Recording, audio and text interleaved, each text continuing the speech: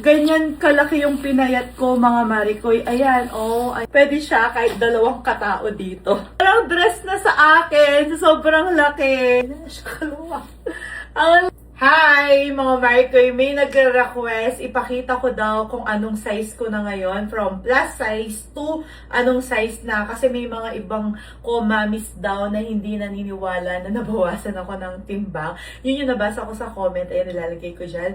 Sakto naman, nag-i-empake ako para sa Europe trip namin. At dahil nga maluluwang na yung mga ginamit namin nung Japan, nung nag-Japan kami. So, namili ako ng mga susuotin namin kasi nga lalo na ako, ang dami kong kailangan kasi nga maluwang na yung mga damit at siguro ibebenta ko na lang yung mga yun, yung mga pinang-winter namin nung sa Japan. So, pupunta kami ng Europe, winter doon. Kailangan ko ulit ng mga pang-winter. So, ito ipapakita ko na lang sa inyo.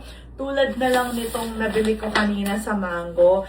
Ito, bala ko siyang suotin na pang-airport. So, walang daya. Ipapakita ko sa inyo kung anong size yung nabili ko.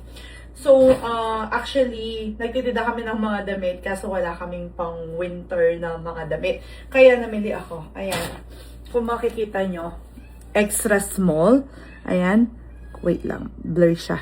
Extra small yung nakalagay dyan. Extra small, ha? Extra small ng Mango. Eto, extra small. Ang laki-laki niya. Extra small. So, susuotin ko siya ngayon.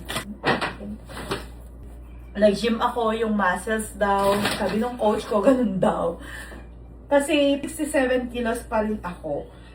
Ayan, ang ganda nito. So, saktong-sakto lang siya sa akin.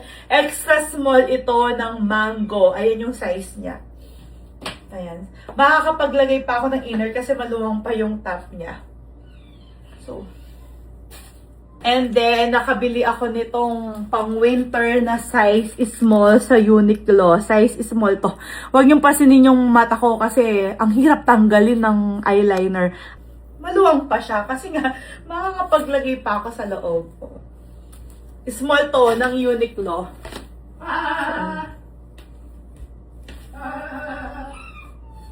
Ayan, small ha. Small yan ng Uniqlo. Walang daya. Siyempre, lahat na ng klase ng store, itatry ko na yung mga napamili ko. Ito ay size small. Ayan, size small na top. Size small. Litaw na litaw yung, natin, yung pinagmamalaki natin. Ayan, size small po yan. Ganyan yung design niya. H&M naman to, size small. Sa Orange App naman tayo para kumpleto na. Nabili ko ito sa Orange App. Ito, try ko na. Ayan, ganyan siya. Size is small. Wait, hindi pa tayo natatapos dyan. Sa Zara naman. Lahat na lang store. Kung ano yung size ko, ipapakita ko sa inyo. Naman ganito, mga Marikoy. Pang winter talaga. Size medium ako. Sa Zara po ito. Size medium. Dati kasi puro XL, 2XL, ganyan yung mga pinamimili ko.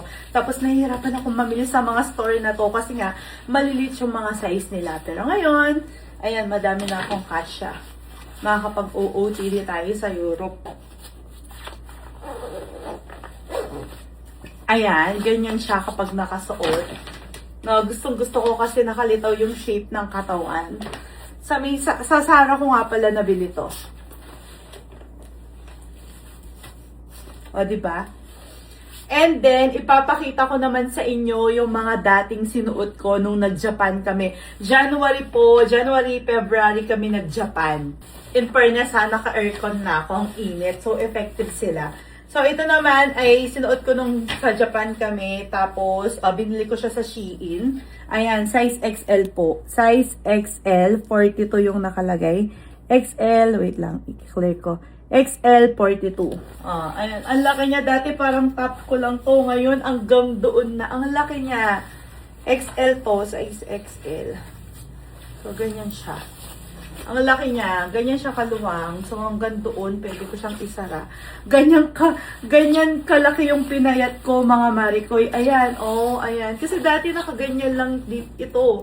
Ngayon, ayan na. Ganyan na po siya kapag isasara ko. So, maluwang na talaga siya sa akin. At ayoko magsuot ng maluluwang, lalo na sa Europe yung pupuntahan namin. So, eto yung sinuot ko sa Japan na inner. Ang luwang niya, as in, alam mo yung, pwede siya kahit dalawang katao dito. Ayan o. Ang luwang. Pero actually, pwede ko pala suotin to kasi stretchable pala siya. Tapos, eto pa mga mare ko. Oh, parang dress na sa akin. Sobrang laki. Ayan o. Sinuot ko to nung nag-Japan.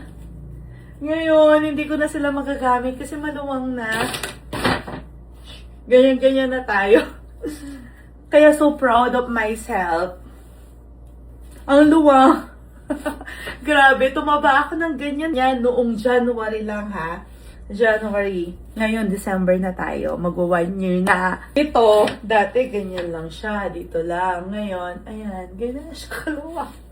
Ang laki niya. Parang doble na sa akin.